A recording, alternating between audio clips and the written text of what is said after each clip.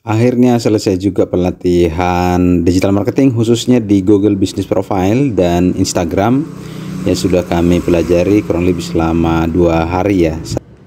Tahap awal kita akan belajar dulu tentang mindsetnya, bagaimana digital marketing itu berperan dalam mendatangkan pengunjung atau calon pembeli ke toko kita. Nah, kemudian lanjut ke audit aset yang sudah ada, termasuk misalnya Google Business Profile-nya seperti apa selama ini dilakukan, lalu kemudian juga Instagramnya dilakukan hal yang sama. Dari sini saya belajar bahwa memang masih banyak teman-teman kita yang sudah menggunakan Google Business Profile tapi tidak dioptimalkan secara maksimal. Kemudian dalam pemberian nama juga tidak maksimal sesuai dengan kata kunci yang ditarget.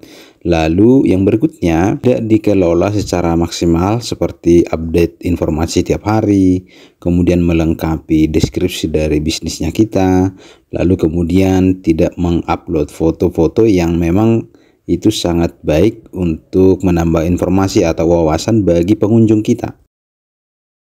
Sesuai kata kunci yang ada itu. Ini baru dimasukin kata kuncinya apa. Jadi ketika kita ngupload gambar harus selalu ada kata kuncinya. Padahal dengan adanya Google Business Profile ini sangat berpotensi untuk mendatangkan pengunjung baik secara online maupun yang datang langsung ke tempat kita kalau memang kita menyediakan tempat untuk dikunjungi oleh calon konsumen. Setelah selesai pemahaman tentang Google Business Profile, akhirnya kita lanjutkan juga untuk mempelajari tentang Instagram.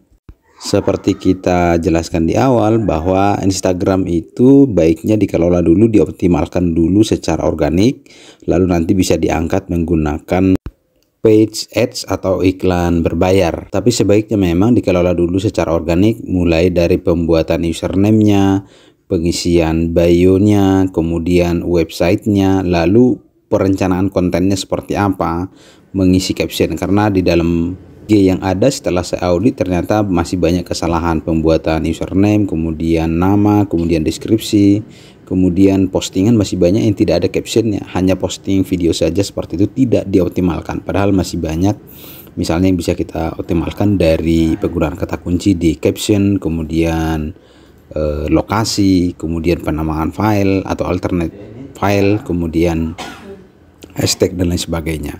Karena itu teman-teman sering selama ini salah paham, tiba-tiba punya IG pengen langsung menggunakan paid ads atau iklan berbayar supaya tidak merepotkan. Mudah-mudahan teman-teman bisa bermanfaat, terutama yang sudah ikut kursus paham secara mendasar sehingga nanti bisa dilanjutkan ke tahap berikutnya. Saran saya buat teman-teman yang ingin ikut kursus digital marketing, ambil secara spesifik, jangan mengambil secara global.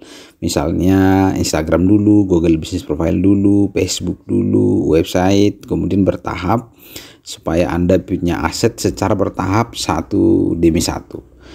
Demikian guys, sukses selalu, tetap berusaha sebagai pejuang keluarga.